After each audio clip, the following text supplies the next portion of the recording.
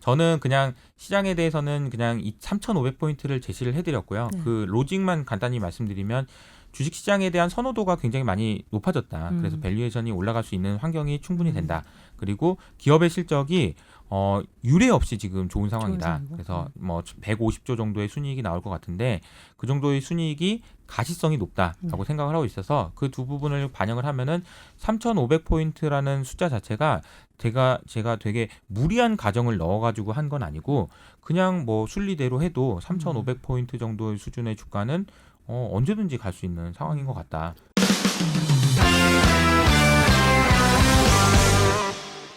뭐 빅스 얘기도 많이 하시고 대형주 얘기 많이 하시고 네. 하나씩 좀 풀어볼까요?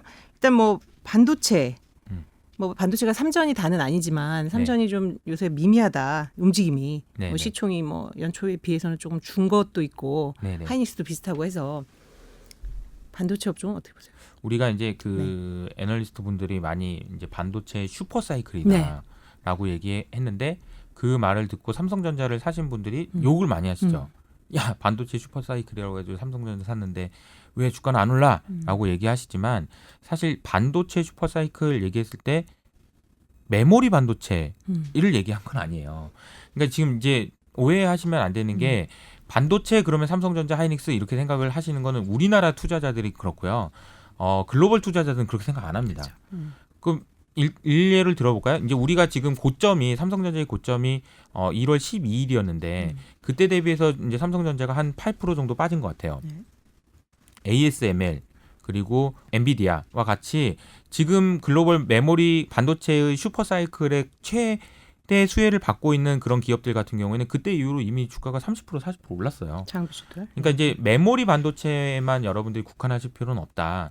그래서 반도체 슈퍼 사이클이라고 하는 로직에 대해서 여러분들이 이해를 하셔야 되고 그 로직에 맞는 투자를 하신다면은 글로벌 투자를 하셔야 되는 거고 저희는 여전히 이제 수혜를 볼 수 있는 업종은 반도체 장비 회사 그리고 엔비디아와 같은 그런 GPU를 만드는 그런 회사들이 앞으로도 중장기적으로 굉장히 좋을 거라고 보고 있다라는 말씀을 먼저 드리고요.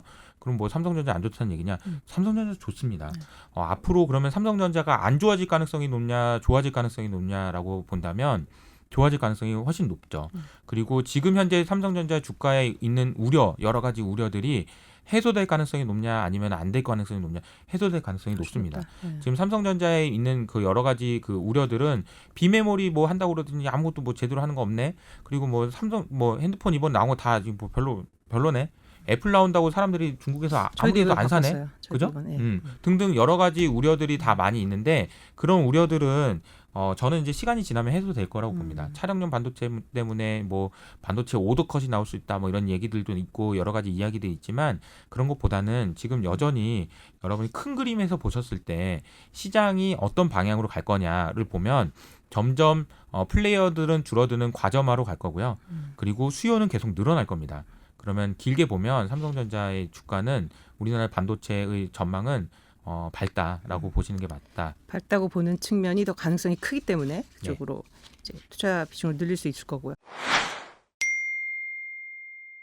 배터리 얘기 안 할 수가 없겠는데 최근에 그 외국계 IB들이 또 뭐 어떤 투자 의견을 낮추는 리포트를 또 연달아 내고 실제로 좀 뭐 신규 경쟁이 커지고 네네. 조금 수익성에 저하가 오지 않을까라는 그런 변수가 있고 네네. 근데 또 반론도 있고 아니다. 뭐 완성차 맞습니다. 업체들 들어와도 뭐 그렇게 쉽게 들어오지 못한다.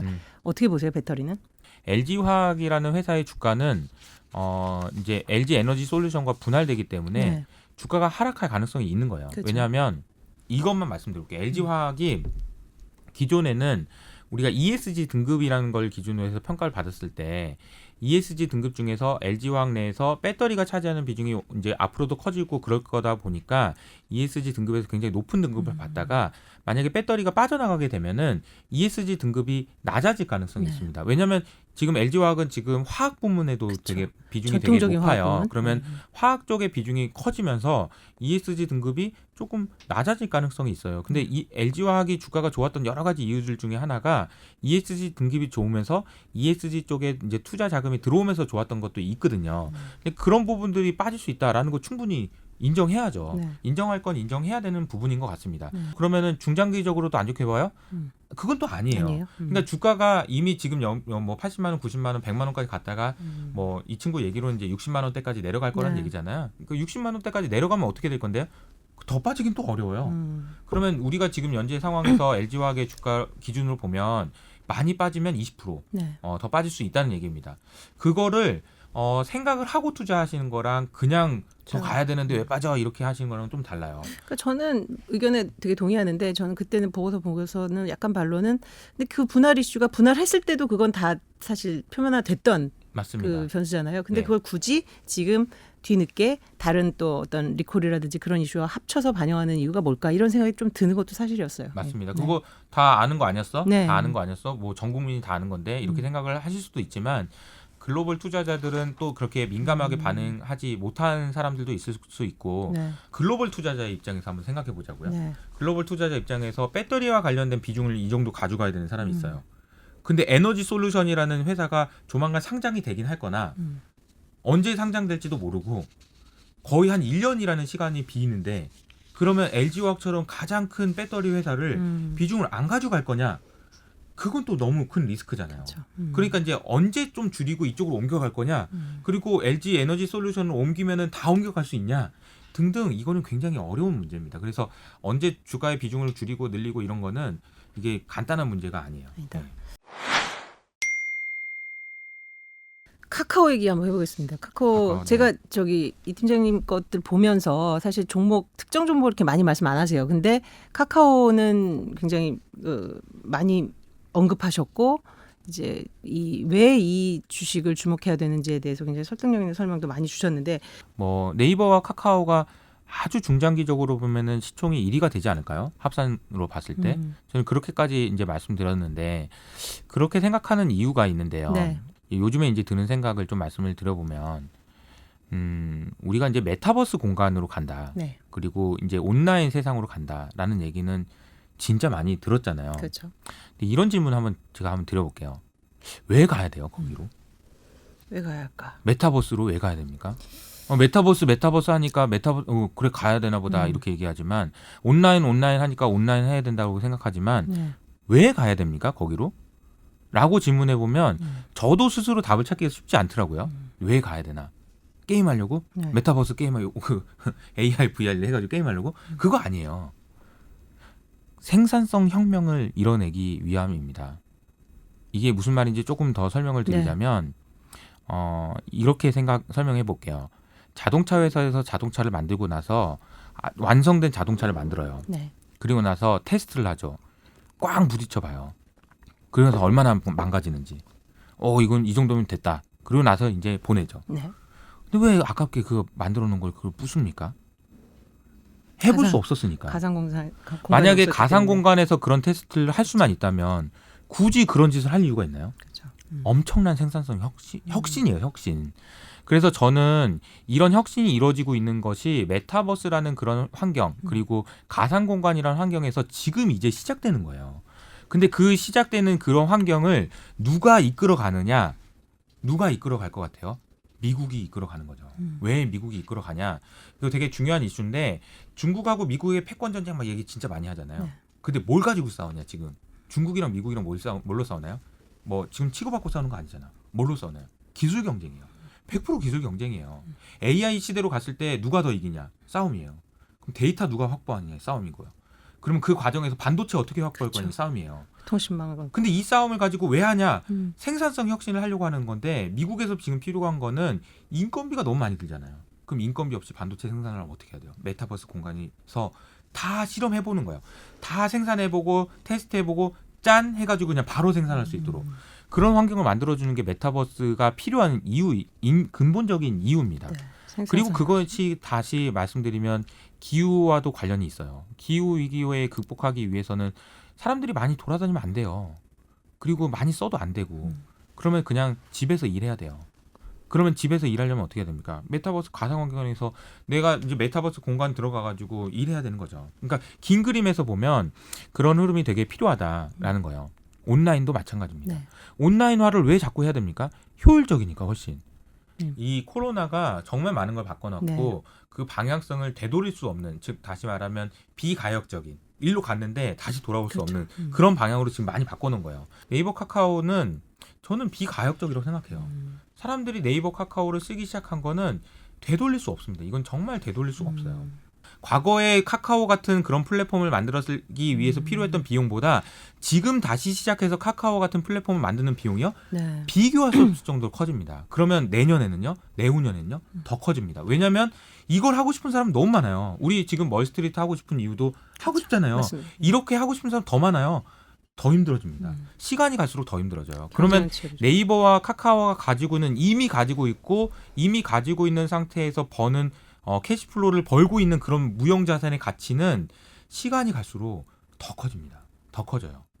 그 카카오는 소위 온라인, 네이버는 인터넷 이렇게 좀 이렇게 대변될 텐데 최후의 승자? 네. 그러니까 어디가 더 비가역적인 그 속도가 더 빠르고 추가적인 어떤 경쟁자가 진입하기 어려운 걸로 봐야 되는지. 저는 둘 다 우열을 네. 가리기가 어렵다. 네. 그리고 둘 다 지금 경쟁 관계에 있는 구조가 애매하게 살짝 피해져 있습니다.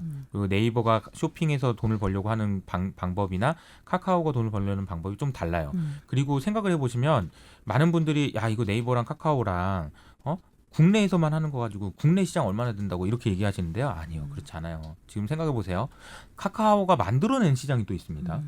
옛날에 지금 뭐 아는 사람이라고 해가지고 생일이라고 선물 줬나요? 요새는 아침에 일어나서 카톡에 띄워보면 이 사람이 생일이라고 다 떠. 아씨 또 선물 줘야 되나? 되네. 이건 없었던 시장이에요. 그죠. 지금 이 시장은요.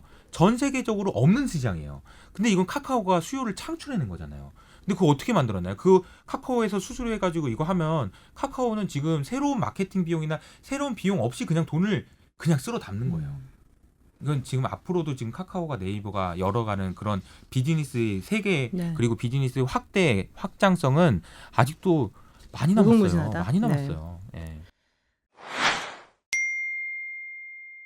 아직 드러나지 않은 비용이 나중에 이제 표면화될 때 이제 재무제표에 부담을 줄 거라고 말씀하셨는데 그런 대표적인 업종들이 아마 전통적인 에너지 업종일 거 아닙니까? 그죠? 네. 화학, 철강, 무슨 네.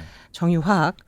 그런데 정책은 그린 쪽으로 가긴 하는데 네. 일단 타임 갭이 좀 있잖아요. 이게 네, 이제 뭐 그리드 패러트라든지 이런 경제성을 확보할 때까지. 그러면 얘네들은 투자는 늘리기 어려워요. 그러면 수요는 계속 늘어나요. 네네. 그러면 결국 얘네들은 당분간은 계속 중장기적으로는 좋은 거 아닌가. 맞습니다. 네. 옛날에 마차의 시대에서 음. 자동차의 시대로 갈 때도 마차는 계속 다녔습니다. 네. 그리고 마차의 가격은 상당 기간 높은 가격을 유지했습니다. 음. 그러다 어느 순간 제로가 됐겠죠. 네. 왜 상당 기간 가격이 비쌌을까요? 만드는 사람이 없으니까. 네. 자동차가 나왔는데 뭐하러 마차를 만드는 공장을 짓고 자동차가 나왔는데 뭐하러 마차를 만들고 있겠습니까?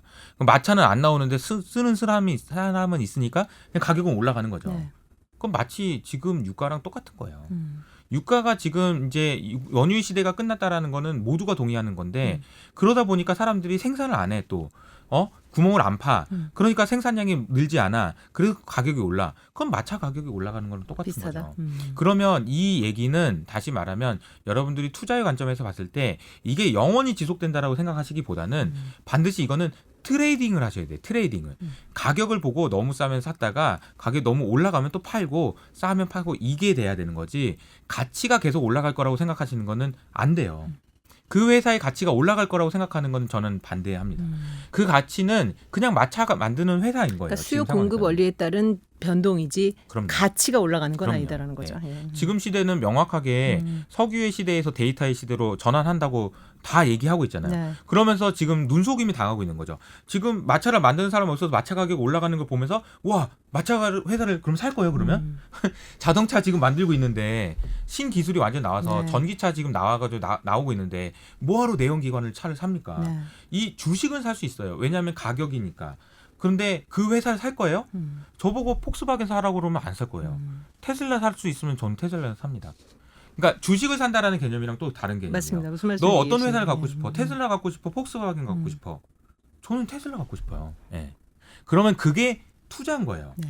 투자라는 거는 그 회사의 가치를 보고 생각하고 그 회사의 가치가 올라갈 것인지를 중장기적으로 보고 투자를 하는 거예요. 그 회사와 동행하는 거. 근데 투기는 트레이딩은 가격을 보고 투자하는 거예요. 과거는 지금 한 1년간은 코로나가 가장 큰 악재라고 하잖아요. 네네. 지금. 그럼 향후 1년간 일어날 수 있는 가장 큰 리스크는 뭐라고 보시는지. 오랫동안 네. 우리가 주식시장이 올라가고 네. 그리고 특히나 이제 미국 시장 같은 경우는 굉장히 장기적으로 상승했기 때문에 여러 가지 우려들이 있는 것이 네. 사실이죠. 그리고 이 주가가 올라가는 것이 왜 올라가는지를 판단해 보면 물론 기술 혁신이 있었습니다. 저는 글로벌 금융위기를 뭘로 극복했냐라고 얘기하면 저는 애플이 극복했다고 네. 얘기하거든요.